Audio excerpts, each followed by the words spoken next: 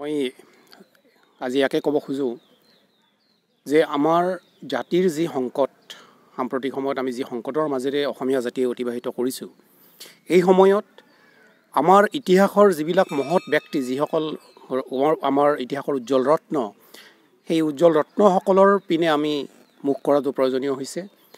বীৰ চিলাৰাই এনে এগৰাকী ব্যক্তি আছিল যাক বিশ্ব ইতিহাসবিদ আৰ্নল্ড টয়েনেবিয়ে পৃথিৱীৰ শ্ৰেষ্ঠ তিনিগৰাকী সমৰ কলাবিদৰ এগৰাকী বুলিয়ে কোৱা নহয়। বীৰ চিলাৰাই কেৱল যুদ্ধক্ষেত্ৰত বীৰত্ব দেখুওৱা এগৰাকী ব্যক্তিয়ে নহয়, বীৰ চিলাৰাই আছিল অসমীয়া সমাজ আৰু সংস্কৃতিৰ গঢ়াৰ ক্ষেত্ৰত বিশেষভাৱে অৰিহণা যোগোৱা এগৰাকী ব্যক্তি। মহাপুৰুষ শ্ৰীমন্ত শংকৰদেৱক তেখেতৰ আদৰ্শ তেখেতৰ সংস্কৃতি প্ৰসাৰৰ ক্ষেত্ৰত বীৰ চিলাৰায়ে যথেষ্ট গুৰুত্বপূৰ্ণ ভূমিকা আগবঢ়াইছিল। বীৰ চিলাৰাই এগৰাকী মানৱতাবাদী সংস্কৃতিবান ব্যক্তি আছিল। এনেকুৱা এগৰাকী ব্যক্তি আজিৰ প্ৰেক্ষাপটত অসমীয়া জাতিৰ কাৰণে এটা মহৎ আদৰ্শ হ'ব পাৰে। গতিকে বীৰ চিলাৰাই দিৱস উদযাপনৰ মাজেৰে এনে এগৰাকী ব্যক্তিক স্মৰণ কৰাটো আমাৰ কাৰণে অতি গুৰুত্বপূৰ্ণ কথা, অতি প্ৰয়োজনীয় কথা বুলি মই বিবেচনা কৰোঁ। নৱপ্ৰজন্মক এই ক্ষেত্ৰত কি ক'ব?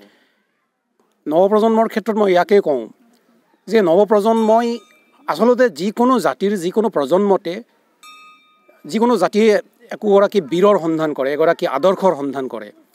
চিলাৰাই, লাচিত, শংকৰদেৱ, মাধৱদেৱ এইসকল, আনকি চুকাফা, এই আটাইবিলাক অসমীয়া জাতিৰ নৱপ্ৰজন্মৰ কাৰণে একোটা মহৎ আদৰ্শ হ'ব পাৰে।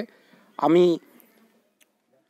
যিসকল ব্যক্তিৰ আদৰ্শলৈ আমি আগুৱাই যোৱা উচিত, নৱপ্ৰজন্মই যিসকলক নিজৰ আদৰ্শ বুলি গণ্য কৰা উচিত, সেইসকল ব্যক্তিৰ ভিতৰত বীৰ চিলাৰাই একেবাৰে অগ্ৰণী ব্যক্তি এগৰাকী।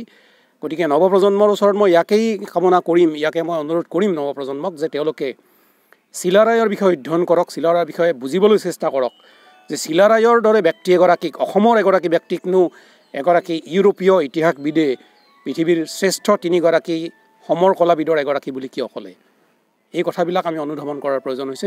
নৱপ্ৰজন্মই এই কথাবিলাকো বিবেচনা কৰি চোৱাটো উচিত বুলি মই ভাবোঁ।